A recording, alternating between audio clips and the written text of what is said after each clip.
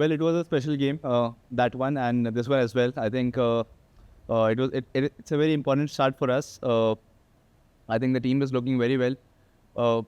Early wickets did fell, but it was important to sort of hold on to a partnership, but at the same time make sure that we keep the momentum going. I think it's also learning more from the mistakes, and also we've been working on this for a long time. I think it's good that this time we had a brief camp in Trinidad before this, and also before this we went to Florida. So the team has come together pretty well, and we've been doing such situation simulations in practices. So I think special thanks to Ryan Tendo, who has been sort of working with me on this, and such situations, if they happen in the game also, what do we plan? So I think the intent was there, and I think that's what I tried to do, and sort of it clicked as well today. I'm told that you train and live here in the off season at the Dallas Fort Worth area. Can you talk about that? And how long have you been? What's your relationship to this particular area? So I was in San Francisco for the first 2 years. I moved to Dallas last year, and obviously because now we have the stadium as well, the nets are there, so it's better facilities. A lot of players that sort of moved to Houston and Dallas area. So cricket has definitely gone up. Whenever when these matches are not happening, we try and practice as much as possible. We didn't get the stadium before because the World Cup was going on, but a lot of indoor stuff we do. We've got some good talents here, good cricketers here. So it's a good training group we have here. A lot of international players live here now, right? Can you name a few of them? Well, a lot of us have sort of moved to Houston and Dallas. Like in Dallas, a couple of us who have moved, like Andreas Gauss, he plays for Washington Freedom. He's there. Most of the guys are in Houston right now, but a few of them, like Iru Malanta, he's he was in Sri Lanka before. He is here, and a couple of others are here as well. Has this become a hub of cricket in America, in your opinion?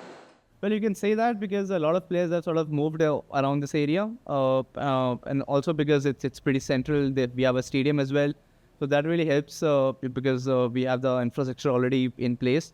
So that's good. That's a good start. I'm sure that with these facilities going more to the people, if we can use them more and more, I think it will get even better.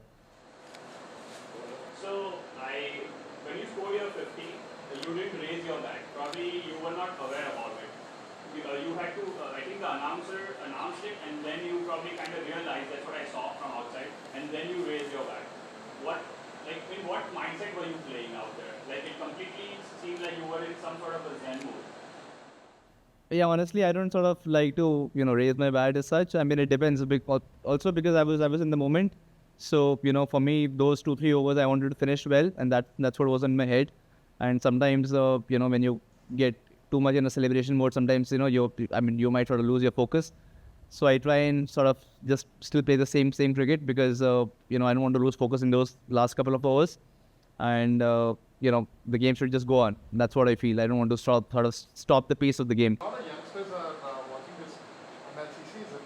Any tips on batting at Dallas? How do they have to score those good 50s or those 100s? Well, again, see, I mean, this is a very broad question. I mean, obviously, T20 cricket is a lot about intent, and also skills are important. Understanding the situation is very important. The wicket was good. It had its own share. I think bowlers who sort of stuck to their lengths, it was difficult to hit those ones, but anything up or back was getting nicely onto the bat. So it's more about sort of understanding what the pitch is offering on that particular day, and sort of playing your shots accordingly. How did you mentally prepare yourself for this MLC season?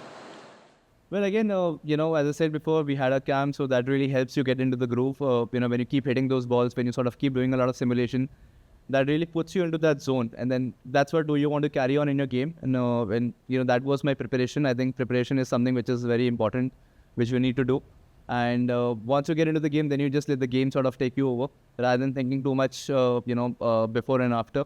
I think it's more about understanding the bowlers, what their plans are, and how the wicket is behaving. I could sort of sense that in the first 2 overs when Jason and Sunil were batting, they struggled a bit. The ball was sort of doing its thing. So I knew that it's not going to be a very easy wicket to sort of start off. But as soon as I went in, I hit a few good shots that really sort of opened up my innings, and I think it also brings more confidence when you go in there and sort of express yourself. One last question about the Dallas Fort Worth area. Do you feel like you could be an inspiration for young cricket players coming up? They see you training and that kind of stuff? Sir, I really hope so, and I hope that more and more cricketers sort of come up in this area because cricket is there, cricket is growing. We all saw how the World Cup sort of panned out here, and what better than this for a cricketer if it becomes like a game which more and more people come and play. So that's the best part, and that's what we are here for. That cricket goes to more people.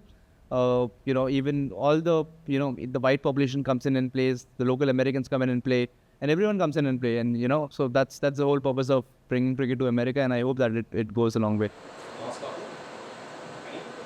Yeah. Can you tell us what was the setting like when you came to know you weren't in the World Cup squad? And take us through those initial few days until you were able to stomach it. Man, that was a difficult time, honestly. I've had my, sort of, you got to go through it to grow through it, right? Sort of a thing.